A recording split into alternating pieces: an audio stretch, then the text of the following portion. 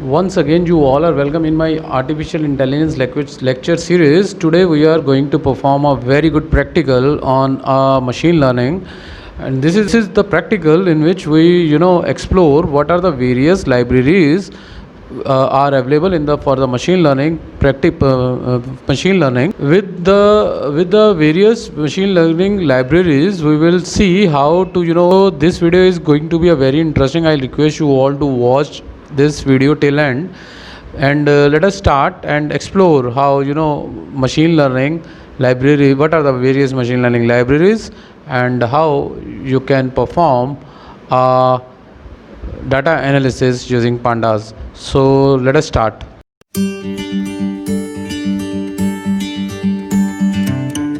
Today in this lab, basically in the last lab, what we covered, first of all, let me explain that. In the last lab, we covered what is machine learning, and what are the various online and offline platforms available for machine learning, where we can use machine learning as a code, because coding of machine learning is not typical. It requires the your experience in Python, and I'll explain how we can use Python as in a machine learning. And those who want my video of the previous lecture, I'll post it today at 4 o'clock. So, and I posted in your group. You will easily get the access of that.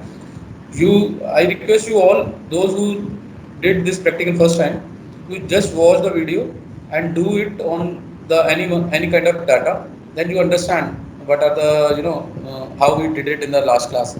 So in today class, the very important lab is, you think maybe this is a theoretical lab, but no, this is a totally practical lab.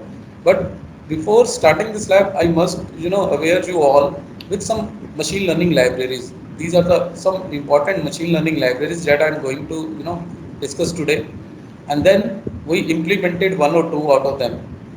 Once you know what are the real libraries or packages available for us to do the task, then you can easily implement it these uh, commands, or you may say the instructions, on your own data set. So let me quickly start with the first one, that is NumPy. Now, what is NumPy? It is a very frequently used in the machine learning. This is a term which is very frequently used in the machine learning, and I request you all to both. I'm here. I'm only giving you a gist of what is the different machine learning libraries, but later on you have to do the practicals on these machine learning in depth. So let me start. NumPy. NumPy is a well-known general-purpose array processing package. It is an array processing package. Means in the machine learning, the data always inserted in the form of array. Array is what? Array is a kind of matrix. So you always insert a data in the form of matrix. How? We will see it in the practical. So an extensive collection of high complexity mathematical functions make NumPy powerful to process large multi-dimensional arrays and the matrices. This is how the why it is popular, because it contains extensive high complexity mathematical functions. So it is already inbuilt in the NumPy. So every time you need not to be build your own function, you just call NumPy, and automatically that particular function can be called in your program. So NumPy is a very useful for handling linear algebra. Very important. This is a term which is very frequently used in the mathematics, Fourier transforms and random numbers. So NumPy is basically deals with mathematics. Other libraries like TensorFlow uses NumPy at the backend for the manipulation tensor. Now there is a word called tensor, and it is a very frequently term which is used in the market right now. But students, not only students, many of my friends also, they are confused what the tensors actually are, to what thing we call tensor. So let me explain here. Tensor is what? See, tensor is a kind of vector. You heard about two names. I think those who are science student, they must aware about that, vector and scalar. There are two kind of quantities, scalar and the vector quantities. Now, vector quantities are those which have magnitude as well as direction. They have magnitude as well as direction, and scalar are those quantities which have only magnitude, do not have direction. So what is a tensor basically? Tensor is, it is a third term which is in between vector and the scalar. Tensor is a physical quantity which we can use as a scalar as well as a vector according to our need. So it is act like a vector as well as like a scalar. And we will cover it, in the later labs. We will definitely cover what are tensors. So here it is mentioned other libraries like TensorFlow means there are some another libraries. TensorFlow is a kind of library which deals with handling these tensors. Tensors are nothing but it is in between vector and scalar. So TensorFlow is a kind of library which which uses which deals with the tensors by using numpy. So numpy is very important. It is also used in the TensorFlow. So with numpy you can define arbitrary data types and easily integrate with most databases. Numpy can also serve as an efficient multi-dimensional container for a geometric data, that is in any data types. So it is also deals with the geometric data. So very beautiful kind of graphs you can design with the help of this NumPy. The key feature of the NumPy include powerful n-dimensional array data object, broadcasting function, and out-of-the-box tool to integrate it with C, Fortran code. So this is all about the NumPy. So broadly, if we can say what is NumPy? NumPy is a kind of library or a package which is a very powerful and uh, which in which we process arrays and high, and it includes high complexity mathematical function. So it is very important to include before doing the coding. We include NumPy as a one of the library in the machine learning. So let us move quickly towards the second most important machine learning library, that is SciPy. SciPy is very important. With the machine learning growing at supersonic speed, supersonic, this is a just line. Supersonic means very high speed. Since the machine learning growing at a very high speed, many Python developers creating Python libraries for machine learning. There are so many libraries, right now available in the Google, where we can use these libraries for our own. Like you also, if you are good in mathematics, you can write your own Python library and give its name some name. But these are the some professional libraries that I'm talking about here, that is SciPy.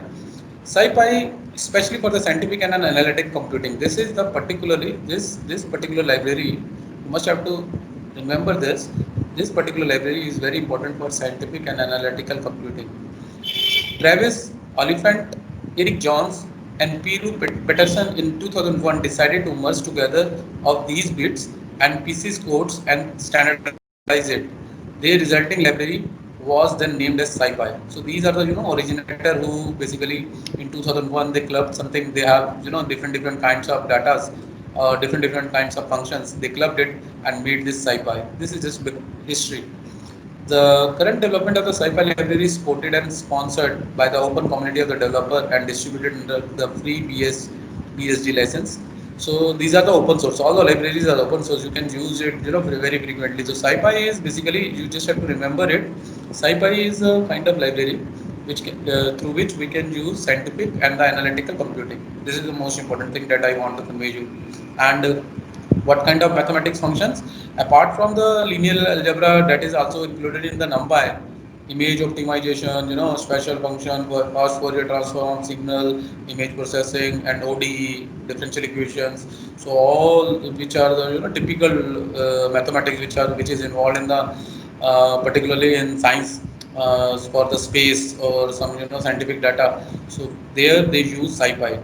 So I think you all understand there is a very slight difference between SciPy. SciPy also includes the NumPy. It depends upon the NumPy for the array manipulation. Basically, you may say SciPy is a super library than NumPy, but it is very heavy and it can be used only for doing what we call scientific operations. So next, very fast we'll move towards the next scikit-learn. This is I think very important, and everybody should have to do most of the tasks of the scikit-learn. Now in 2007, David Cornapio developed the scikit-learn library as a part of the Google Summer of Code project. In 2010, INRIA involved and did the public release of January 2010. Scikit-learn was built on the top of the two Python libraries. One is NumPy, another one SciPy. So Scikit-learn is nothing; it is a collaboration of these two. So that's why it is very very frequently and very important library which we use. When I when we do the machine learning, I will write on the top of the program import scikit-learn. So you must have to understand what is scikit-learn. So scikit-learn is nothing but it is a club of NumPy and SciPy, and it is a very frequent library that we can use in the machine learning or data analysis for doing to prepare our machine. So next we will move towards the next one, that is Thyno. Thyno is very important Python machine learning library. This is I'm sorry. This is again a very important. Thyno is one of the very important machine learning library that can act as an optimizing compiler for evaluating and manipulating mathematical expression and matrix calculation. Built on NumPy, Thyno exhibits a tight integration with NumPy and has a very similar interface. Thyno can work on graphics processing unit. This is and CPU both. It is available for GPU and CPU both. But working on GPU architecture yield faster result. Thyno can perform data intensive computation up to 140x faster on GPU than on CPU. This is an additional feature that makes it different from NumPy. Although it is also consisting of NumPy, but Thyno is a very important machine learning library, just because it can perform a 140x faster on GPU than CPU. Thyno can automatically avoid errors and bugs when dealing with the logarithmic and exponential functions. So these are the some different features which makes Thyno as an extensive library than NumPy.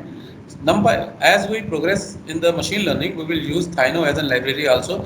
When I used it, then I'll tell you how this is efficient than the others. So let us move fast towards the next one. TensorFlow.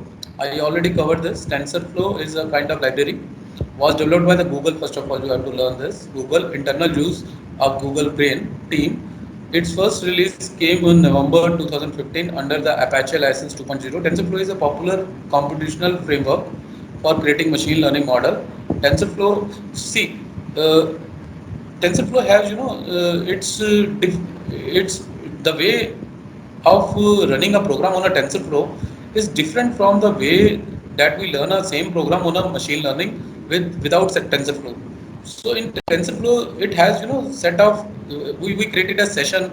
In that session, we computed the things, and then the things get work for us. So how we will see it in the subsequent section, or I already made one video on TensorFlow. I remember where I tell you how start work on TensorFlow. But I advise you not to watch right now. You just have to first of all understand what is machine learning. TensorFlow is also a kind of library on which we can do the machine learning. It is little bit different from the general procedure that we adopt on the machine learning. How it is different, we will see once we do the practical on TensorFlow. We will definitely see how do the same coding as the code we didn't do in machine learning. How the same code we can implement on TensorFlow. We will see it later on. So TensorFlow, for the time being, you must have to know understand. It is also a kind of library, machine learning library, through which we can. It is also written here. TensorFlow exposes a very stable Python and C++ API. Many APIs we can build also on TensorFlow. It can expose backward compatible API for other languages too, but they might be unstable. TensorFlow has a flexible architecture with which it can run on a variety of computational platforms, CPU, GPU, DPU. So we will see how we will use TensorFlow. But for this, up to this stage, you must aware about the name TensorFlow. So TensorFlow is a different package. We will use these all are the packages that I am talking about today. These all are the libraries on which the machine learning, which are frequently used in the machine learning. What are the packages? What to what thing we are called package? What are package? Package are it's a kind of you may say box which consists of several functions. So whenever you do certain task, you need not to be create a function again and again. you just call this package at the top, like we do in C++, like we put math dot h on your dot h, stdio dot h. What is that? These are also called packages or libraries which consist of various functions. Likewise here, this TensorFlow, this Thynos, these all are the libraries which we or packages which we used for doing the machine learning. So let us move towards the next one, Keras. Keras is again a very important package. Keras has over uh, 20,000 users. Yes. Uh, 2 lakh users as of November 2017. This is an old data. Keras is an open source library used for the neural network. See, it has its own importance. It is this kind of this package is particularly we use with neural network and machine learning. And although if I am talking about the program of addition of two number, let us suppose very basic program, addition of two numbers, you can do it with the help of all other packages also.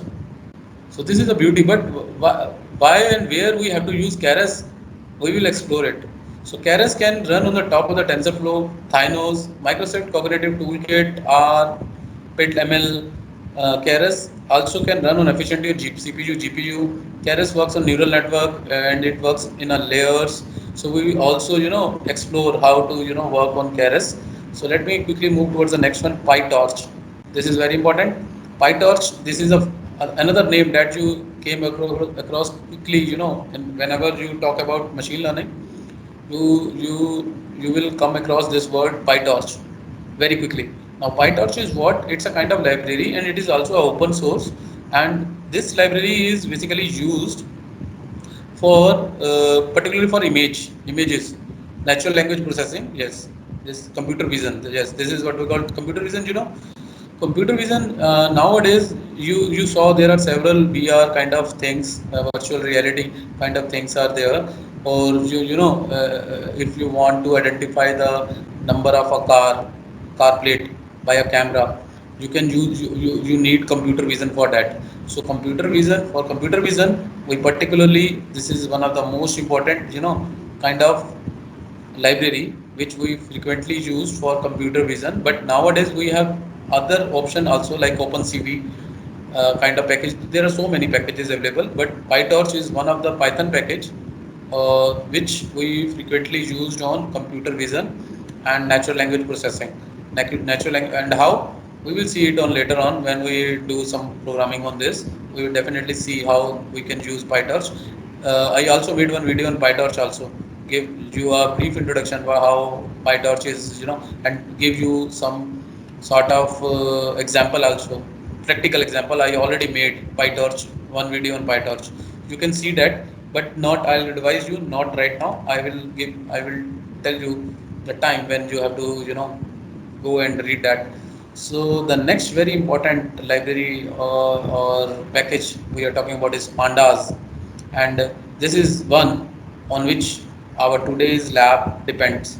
We will do the work on Pandas first.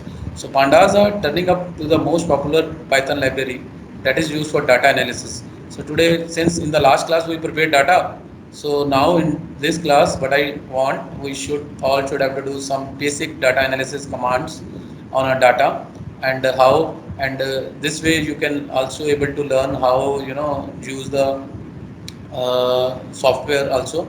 So that's why I picked this topic for the today's lab, Pandas, which supports a fast, flexible, expressive data structure. How we will see it, we will definitely, now we are doing practical on this. So Pandas is also one of the library. The last one and very important, Matplotlib.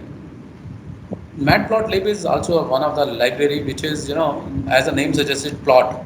So this is a very important library which is used for plotting histogram, charts, scattered. Because on any data, whenever we do, some data analysis task kind of thing, or we want to analyze data. So graphs are the something which helps us a lot to learn the things much better. And because what is by observing a particular figure, there is a quote, a picture has a worth of several words.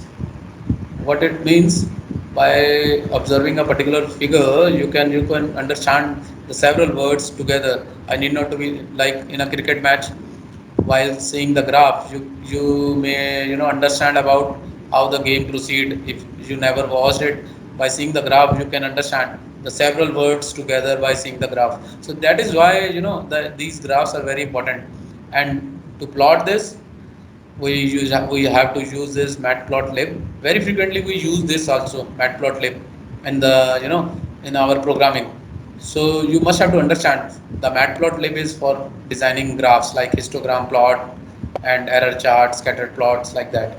So right now these are the some libraries that I thought I should have to discuss it with prior to start machine learning.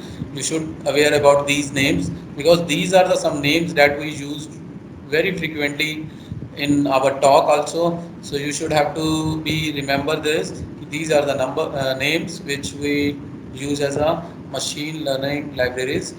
First one is NumPy, for handling mathematics, you may say. It has many mathematics operations, or this will operate on arrays. Then SciPy for scientific calculations like weather monitoring and these wheresoever satellite wheresoever the typical mathematics is required, we generally use SciPy. And then there is a scikit-learn, which is nothing but the combination of NumPy and SciPy.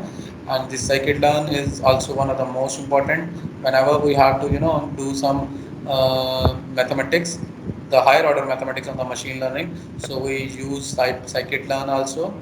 Then Thyno is also one of the very important library. Its distinct feature is that it is very fast on GPU, and it avoids error automatically. There are so many features. Then TensorFlow, which particularly works on tensor. TensorFlow always takes the data in the form of tensor. How to create tensor, how to make tensor, we will see. And then Keras is also one of the most important library. And on Keras, it is top of it is basically advancement of TensorFlow, Thynos, libraries. It is the most advanced library than TensorFlow and Thynos. Apart from that, PyTorch. This is particularly used for computer vision. Whenever you do the task on computer vision, like you want to identify your eyes, you want to facial recognition, and any kind of recognition, there you must have to use PyTorch, because it has inbuilt many features which we use directly. Then pandas is very important. How we have to do the work on pandas, we will see it right now. And the last one, the matplotlib, which is a library used for creating our plots, graphs. And this is very important because we want to, at the end, we want to present our result in the form of graphs. So I think up to this, if you have any question, any query, I am ready to tell you. Otherwise, I'll move forward. No, sir. No, okay. I think this is 30 theoretical. That's why you don't have any issue. So let me quickly move towards today's practical. So first of all, in today's practical, we will do it on cognitive lab. For that, what you have to do?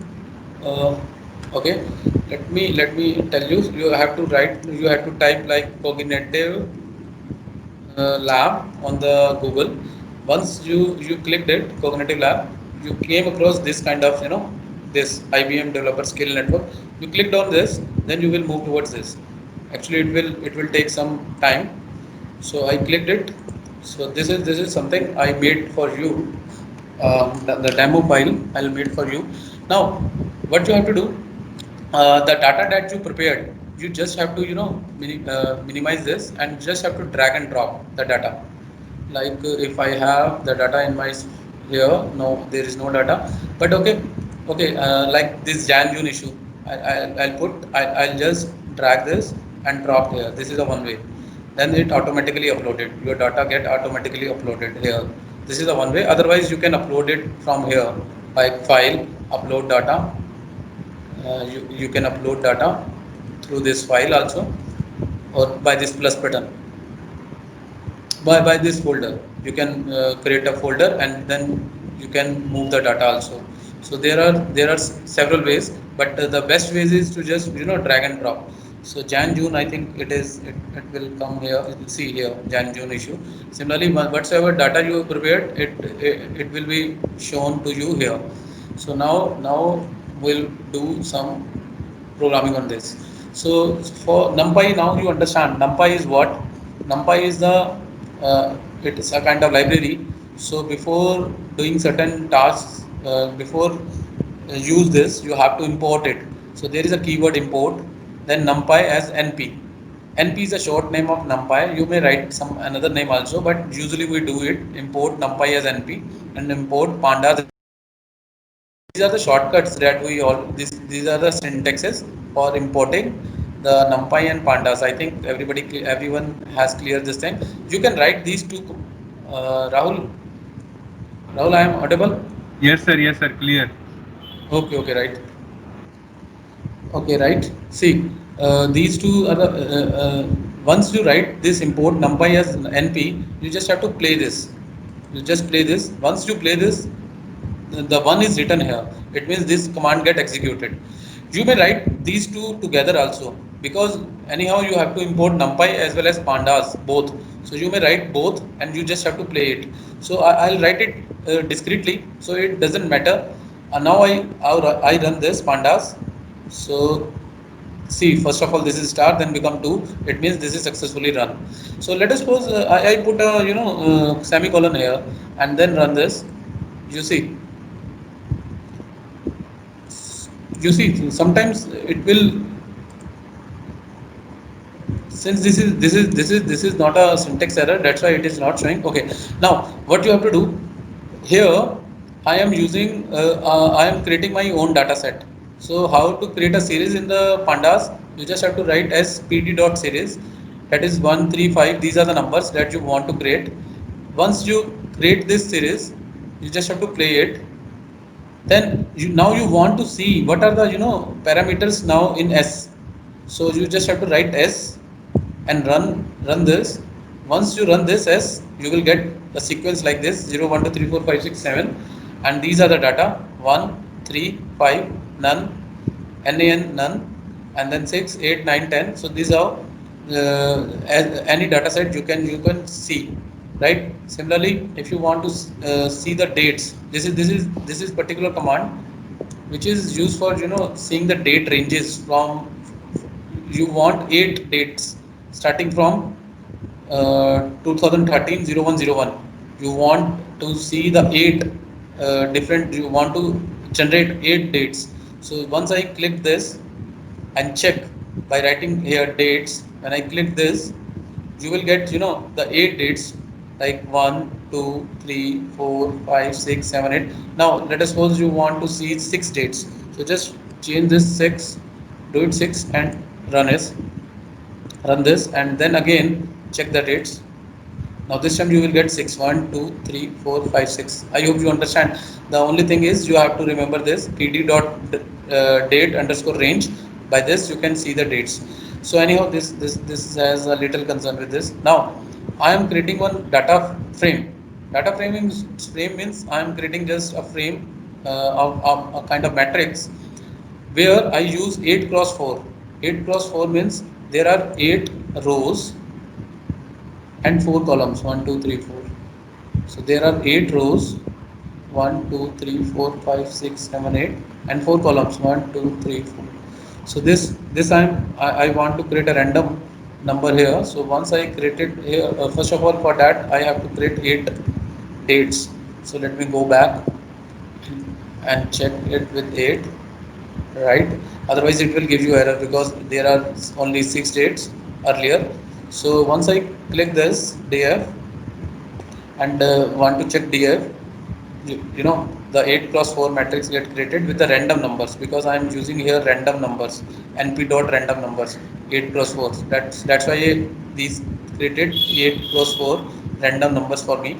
Now similarly, I am creating a data frames too, one another data frame like a b c d e f. In a I'll put 1, and in b I am putting the timestamp, like dates. So b is a timestamp, and the date is like this. If you want to add something, then you make the comma, and I'll show you how. Then PD series, if for a series you want to add some numbers, so in C you will get 1 because you want to add 1 only. D you want to add 3. For E you want to add categorical data like test train, so this is test train. And in E, so this is in through this what I want to show you, how to add the timestamp, how to add series, how to add array, how to add a categorical data in a list. I'll just want to show this by this example. So once I run this, and then I have, since I want to check df2, you just have to click df2, then this kind of data frame is available for you. And if you want to check what are the data types, what kind of data types are these are, so you just have to write df2 dot data types, d types. It will gives you data types like a is float, a is a floating point because it is comes in decimal, and b is data time because this is time, and C is float again, then D is int 32, and E integer, and E is category, and F is an object. So this how this how this you can see the data types of the data also. Now these are the some very important commands that I want you all should have to run one by one, like df2a. If I do df2a, then I have this a column with me. I have this a column with me, df2 dot a. Once I typed it df2 dot a and run this, see, I will have the a column with me. A column have 4 datas. So similarly, if you want to see b, let us suppose I want to see b, so write here b. Just wait. I am writing here B. Okay, now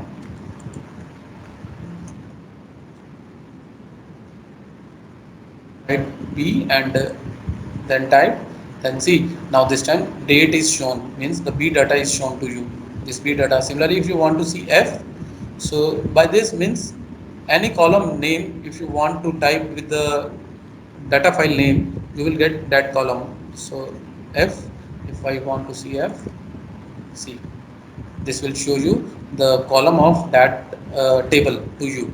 So this is a very important. Similarly, df2 abs for absolute values, for align, for columns, these all you have to, what I want you have to do your own. Now there is very important command df dot head. What is this for head? Head command is basically used to see upper 5 entries.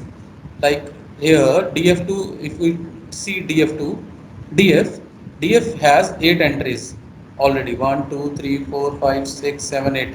Now if I write df, if I write df dot head, so let me enter a cell here so that you can clearly visualize it.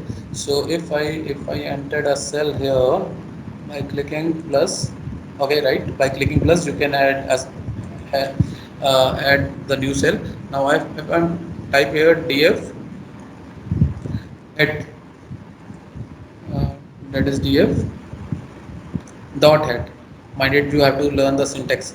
Df dot head. If you write it like this and run this, see, you will get the upper 5, top 5 entries. So if for your data set, if you want to see the upper 5, you just have to put df dot head. Then you can have the upper 5 data with you. Similarly, if you want to see the lower 5, write df dot tail. Once you write this, now see, you will have the lower 5 data, 1 2 3 4 5, 1 2 3 4. Now if somebody want to see the lower bottom 2 only, then you just pass 2 in between this bracket and run this, then you have bottom 2. So I think you understand what are the head and tail commands. Head is for to watch the upper 5, tail is for to watch the lower 5. So head, tail, and there are so many commands, there are so many commands are there, like summary. If, okay, I'll show you here, right. Right, right. One very important thing that I want to show you all is, sir yes, sir structure check करने की कौन सी command होगी? एक minute अभी मैं बताता हूँ, लेकिन स्ट्रक्चर मतलब you want to see the data type ना, structure means data type na, what kind hello, of structure? Yes, yes structure sir, means yes, हाँ तो just you have to okay type sir, तो data वो type. Okay sir. You just have to type data type. Okay, I'll just give me another 4 or 5 minutes. I will quickly finish this. So today's class, what I told you, now the problem is that this is something which I made on dummy data. But what I want, you should have to apply all these commands on your own data set. Like let us suppose I have a data like you already prepared, like dia.csv. This is the file that I have here inside my uh, in this let me yeah, see here the dia already this is a data set that I have. So similarly you have your own data set like whatsoever name which you saved it, you just have to drag and drop here, and then you have to import numpy, import pandas, and you have to put your data set name, and then pd.read. With this command pd.read, your data set can be read. So first of all you have to put your data set here, then you have to for the sake of convenience I am putting it url. You may take any name, and then whatsoever name you have taken here you have to write it here. Then I assign this data as a data set. You just remember this very important command, import numpy and import pandas. I think everybody understand. With this URL, this is a name that I provided to my data set. Like you have your own data set. So, and you must be take care, you have to put double tick. And then since I giving it a name of URL, that's why I pass this URL to the data set. There is a you may write it data set, or once you write it data set and you played it, you see, and then you if you write here data set and play this, then it will show you the exact data inside this file dia.csv. Right, let us suppose you named it df. Let us suppose data frame, you named this data frame and you want to check the data. Now if you played it and then if you write data set, it will not work for you because data set is the earlier name. Now the new name is df. So you just have to write here df and then play it. See, the same data is come to you. Now if you want to see the head, so you can write df dot head. This time it will show you the 5 top data. See, the 5 top data you will have. If you write df dot tail, if you write df dot tail, so this time you have lower 5 data set with you. So similarly there are so many commands of df. So I'll do here is I will similarly if you want df dot summary, there are lot many commands are there. So what I do here, I'm just giving you this pandas cheat sheet. This is a pandas cheat sheet that I have. This have almost all the commands that you need. This document have all the commands that you need for a work on pandas. So like here I am right now, if you want to check the sum, so df dot describe what it do. It will gives you the summary. Okay, we will check it. ds dot describe. If I copy it and paste it here, run this. Since my data name is df, mind it, if your data name is dataset, you have to write dataset dot describe.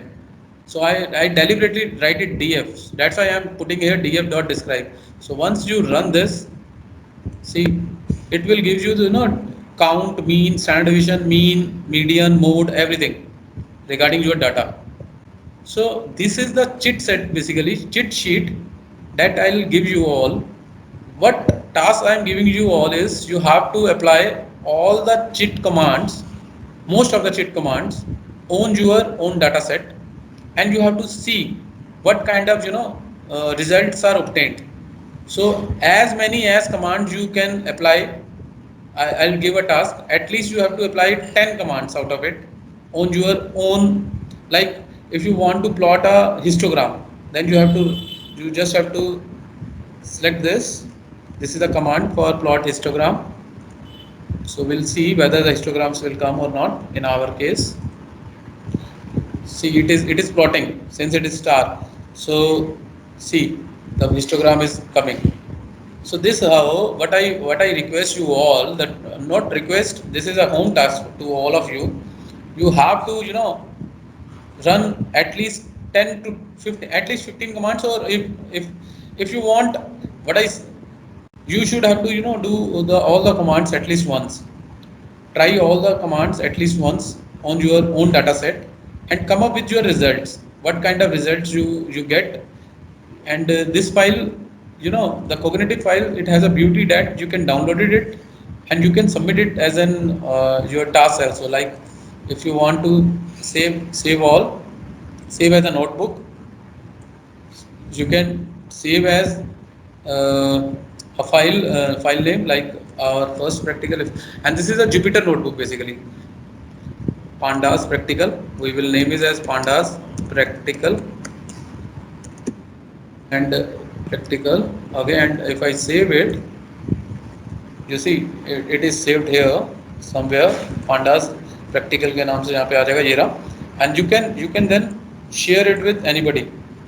Just right click on it and you can share it, copy paste, or share it on GitHub.